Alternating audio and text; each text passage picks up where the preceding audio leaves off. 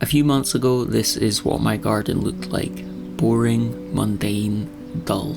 So I decided to do something about that and turn it into a wildflower meadow, a real treat for the bees and for the eyes. Because I wanted the entire garden to become a bee haven, the first job was giving myself a hernia by pulling up the slabs which had become embedded in the ground over the years. We can just consider this some light work in my journey to become Mr. Olympia. So like most of you, I'm sure, I've heard a lot about the bees and what they're up to, but I've never really done much bee research, aka bee search. But when I decided to turn this garden into a wildflower meadow, I felt it was as good a time as any to find out why bees are so important. I'll tell you this much, the term busy bee didn't just come out of nowhere, but before we get into that, let me tell you about the next phase of Operation Wildflower Meadow. So this powerful machine that you see in front of you, and I'm not talking about myself, I'm talking about the big blue thing with wheels, is called a rotovator, and it basically churns up the grass and turns it over to create the perfect canvas for planting seeds, plants, or new turf. Initially, me and my dad were going to just double dig the whole garden by hand with spades, but after doing like one strip horizontally across the middle of the garden, I was sick of it, so I decided to bring in the reinforcements. I'm pretty sure the rotovator only cost me like £30 to hire for the day from a local tool shop, so for the time it saved us, it was very much worthwhile. Quite an awkward thing to handle though, it was just very heavy and kind of wibbles and wobbles all over the shop. Through the whole process, my parents' cat Harry just kept coming to visit us. He just loves rolling around in the dirt.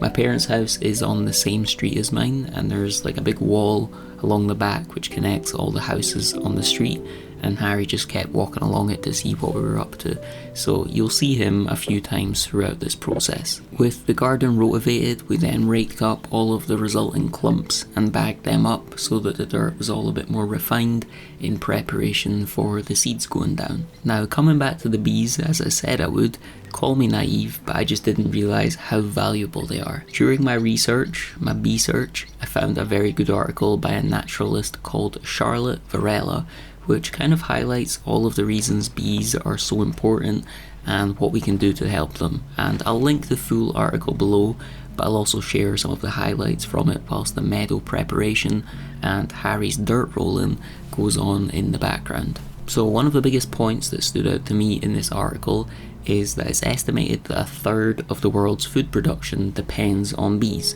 And here in the UK, things like broccoli, carrots, fennel, I don't know what that is, apples, raspberries and tomatoes are among the crops that rely on pollination by bees. And beyond that, and I'm not exactly preaching to the vegan choir here, bees pollinate many of the crops that are used for animal feed. So without bees, it would be much harder to produce lots of our meat, egg and dairy products. Bees also pollinate our wild trees and wildflowers, which supports other insects, which in turn supports birds, bats, mammals and everything else up the food chain with food and shelter. So without bees, it wouldn't be long before our ecosystem was in a lot of trouble. Now unfortunately, bees and their habitats are getting clobbered by our developing world. It's estimated that in the UK, 97% of wildflower meadows have been lost since the 1930s, which has reduced an important food resource for bees.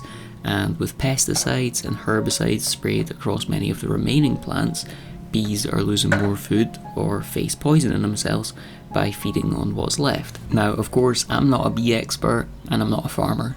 All I know is that as a regular Joe, one of the things that I could do to help the bees a bit was turn my garden into a wildflower meadow.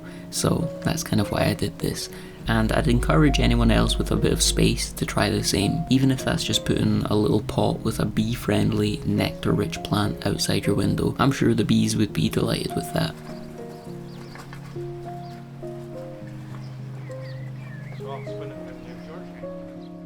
So back to the job at hand, with the soil levelled out using a bit of a medieval solution, the next job was rolling the soil using this big roller that I got from one of my neighbours. It's sort of like a steamroller, but instead of steam, it's just me. I don't really know how necessary this part of the process was, but it looks the part and was good fun, so I'm not complaining. If there are any gardeners or steamroller drivers out there, you can leave a comment, let me know if doing this was just a piece of nonsense. After the garden was steamrollered, we reached the most important part of the meadow creating journey: planting the wildflower seeds. Now in hindsight, I wish I had done this much earlier in the year. As you can probably tell by the scorching sunlight and blue skies in this scene, this was actually in the middle of June, and I think that was quite a bit later than you're meant to sow the seeds. Instead, I think it would have been much more sensible to plant them back in March or April, because as that old saying goes, April showers bring May flowers. To my knowledge, there aren't any rhymes or sayings which relate to planting flowers in June. I made one up myself though. If you plant in June, you're a buffoon. So with the seeds down, my dad then lightly raked the soil over. I'm guessing this is done to kind of like embed the seeds slightly and stop them from just getting scooped up with the wind. And then I went over it with a light sprinkle of water with the hose.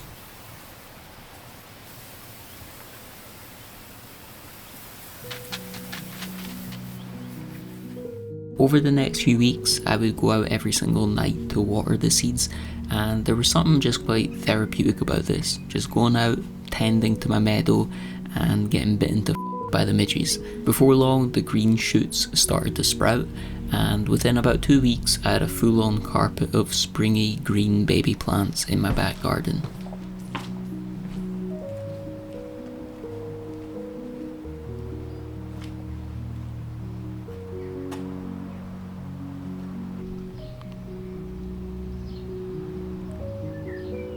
Because this is Scotland, there were a lot of days where I didn't really need to water the plants because nature was doing its part, but for the dry days I eventually upgraded to a sprinkler so that I could just turn it on, go inside and avoid getting chomped on by the midges.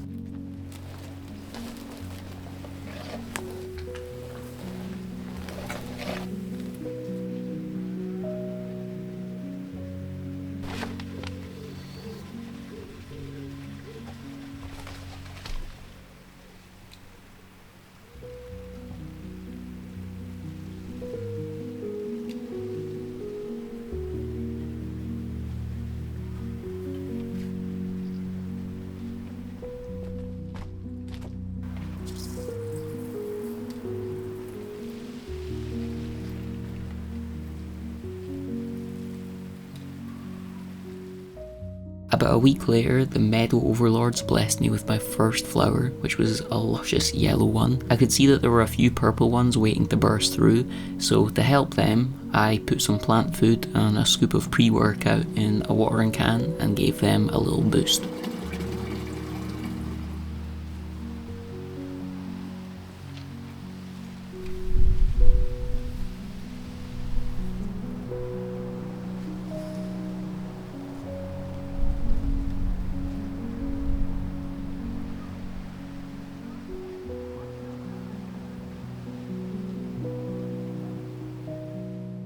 Just a few days later, the meadow finally burst into life. The majority of the flowers were yellow and white with a few pockets of blue and purple, and one solitary poppy. The bees were happy, I was happy, Harry was happy, so I think we can chalk this one up as a success. I do think I could have had a better yield if I'd planted the seeds a couple of months earlier than I did, but I've learned my lesson and I think it was a good result anyway from my first shot. If you enjoyed this video, I'd appreciate you leaving a like and subscribing for more. Thanks for watching and I'll catch you all in the next one.